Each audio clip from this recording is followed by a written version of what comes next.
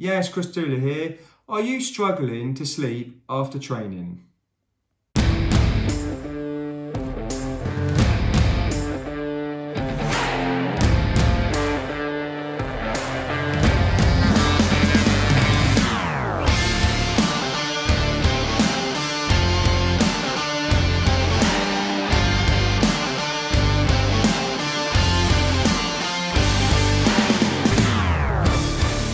Welcome back to the channel, guys, and if you're new to the channel, welcome, and please like and subscribe to the channel.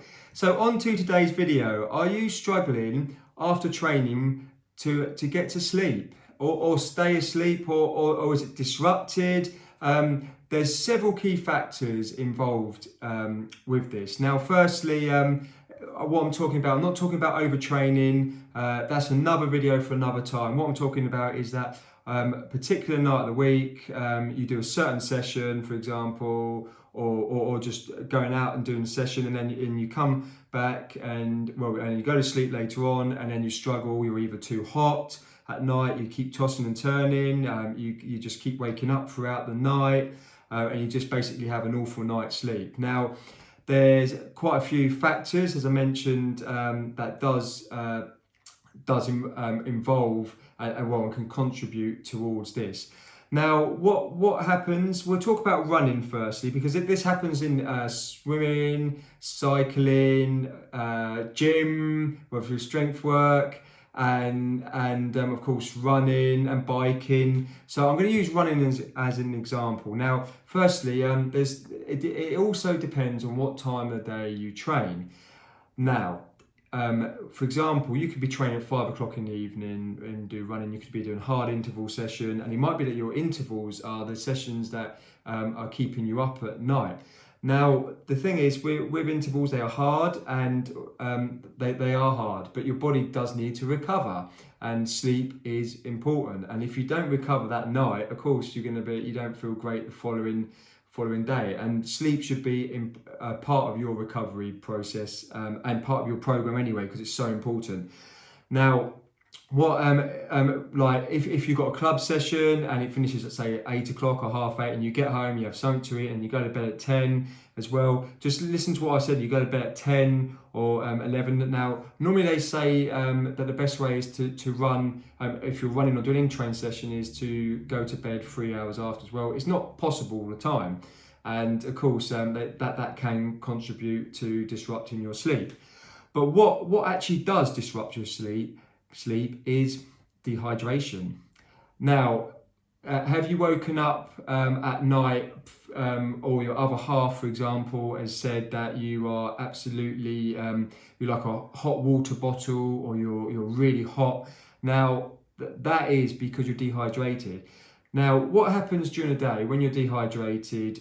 Your body's active, you're walking around, and you're able to regulate your temperature. Your body can do that naturally. Now, the problem is, firstly, overnight you dehydrate anyway, because you've been asleep for ages and you haven't drank anything, so you're dehydrated anyway. But what actually happens if you are dehydrated?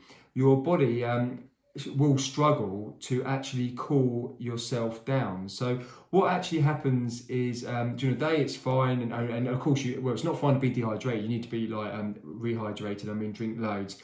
But you go to bed. Say you haven't drank enough after your session, or you may have even done your session like 4 or 5 hours before you went to bed, and then you go to bed and you have a really bad night's sleep, and then you wonder what happened when you wake up the following morning and you've hardly slept.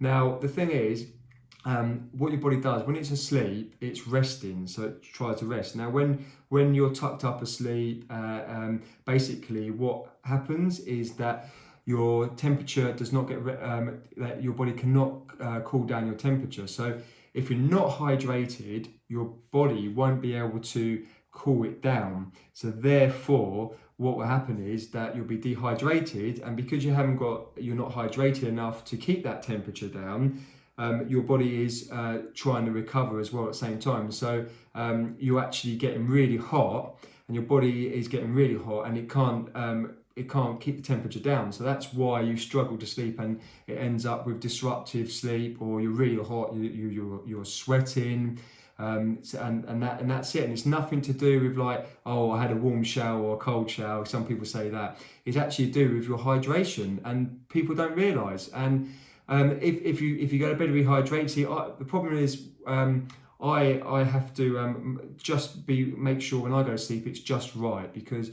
I had it. I was doing interval sessions, and because I get up for the night and go quite a few times to go to the toilet, I try to dehydrate myself a little bit to see if it would stop me from going. And what happened was I didn't sleep very well, and then especially after a hard session when your body's trying to recover and trying to cool down as well, and your core temperature has gone up. So what happens when you run, for example, or cycling, your body temperature actually goes up. And I think it's something like when you're running, your body temperature can go up to about 8 degrees more than what you are. So that's an example. So when you come back, if you're not rehydrated and you're dehydrated, it's not going to cool down while you're still active. And when you go to sleep, the system sort of like shuts off, and it can't like sort the temperature out. So at the time, so if you're even more dehydrated, you're just going to get really warm, and that's how it disrupts your sleep. And there's so many factors involved in it.